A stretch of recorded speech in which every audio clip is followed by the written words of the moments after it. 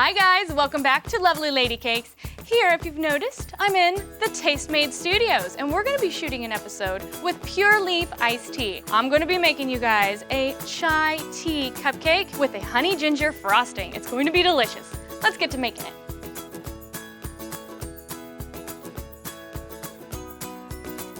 Okay, what you're gonna need is a saucepan. We're moving over to the stove because we'll be adding our milk. And then I have loose leaf black tea, adding about half in here. At home, I make tons of cookies all the time, and I've noticed that when I make my shortbread cookies, I add a little bit of the loose tea in the batter, because then when it bakes off, not only does the house smell delicious, but when you're eating it, that savory taste comes out. It's really, really yummy. All right, then we'll use our cardamom pods and our fennel. All right, next I've got some fresh ginger. I'm using a microplane and just grating this over it. Fresh ginger is my favorite. I put it in my tea a lot. Makes you feel really good. Okay, turning it on a medium-high heat, mixing it all up, and we're gonna let this simmer now for about 30 seconds. All the ingredients that we just put in this pot while it's simmering turns it into chai tea. It's really cool. So I'm gonna turn off the flame and let it steep for a good 5 minutes. So while that's steeping, let's move over to our dry ingredients. I have some flour in a bowl. I'll be adding salt, some baking powder, and some cinnamon. All right, pour all that in there, grab you a whisk, and we just want to incorporate all those ingredients. All right, looking good. Next, we need to cream our butter. I like to use room temperature so it makes it a lot easier, but if you haven't had time to sit it out and let it get soft, it's okay. Just like to mix it up a little bit.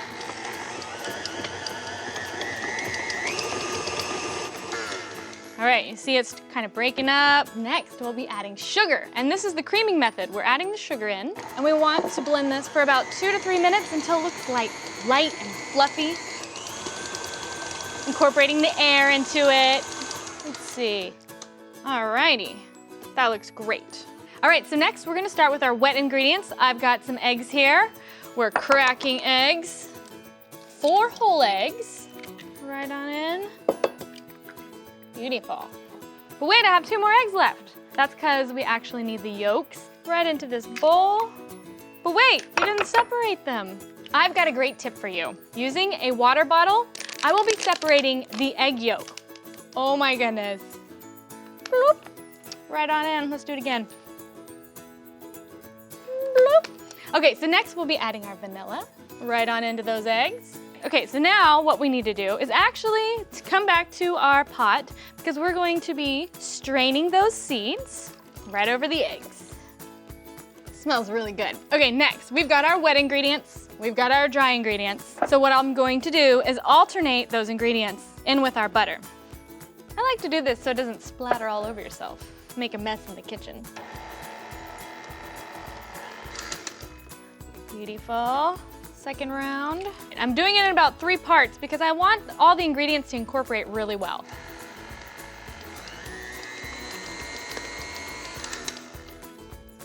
So pretty.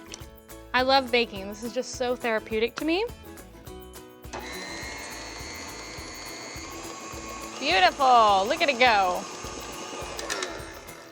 Voila, beautiful. Now I'm gonna get my muffin tins.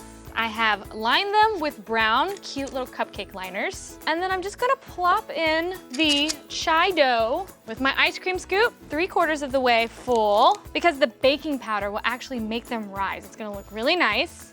And you don't wanna overfill it, because then it'll just fall over and not make a pretty cupcake. This batter is really beautiful. You can actually see the loose tea right in the batter. Beautiful. Okay, now we're gonna actually bake these at 350 degrees for about 18 to 20 minutes. While our cupcakes are baking over here in the oven, let's start on our frosting, the honey ginger frosting. It's going to be delicious. Starting off with butter and cream cheese. We'll just be blending this up. So when you're making a frosting, it's really important that you scrape down the sides of the bowl because if you have little butter chunks in there, you'll be able to see it in your frosting and it's not very pretty. All right, so let's try it again.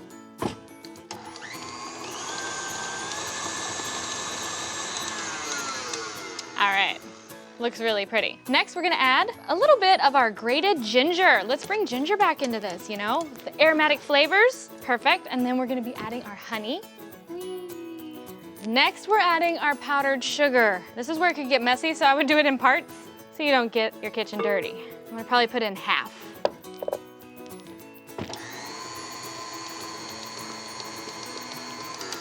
All right, add some more. Beautiful. It smells really good. The ginger. And done. Look at that, so easy. Alrighty, I have let these cupcakes come to room temperature. We want them nice and cool because if I add the frosting on them while they're hot, it's just gonna melt right off. All right, decoration time. I have an offset spatula. You guys can use a spoon at home if it makes it a little bit easier. I like to do a little swirling motion. Never have too much frosting, you know? Voila. So my very first job out of culinary school was making cupcakes. I made them all day long, so, you know, cupcakes are my thing. All right, so next I'm just gonna get some cinnamon as my garnish. Do a little sprinkle right on top. It just needs like 1 or 2 little taps. I love just a little something extra on top of our frosting. Perfect. Ooh, these are so cute. I'm serving these chai tea cupcakes with pure leaf iced tea.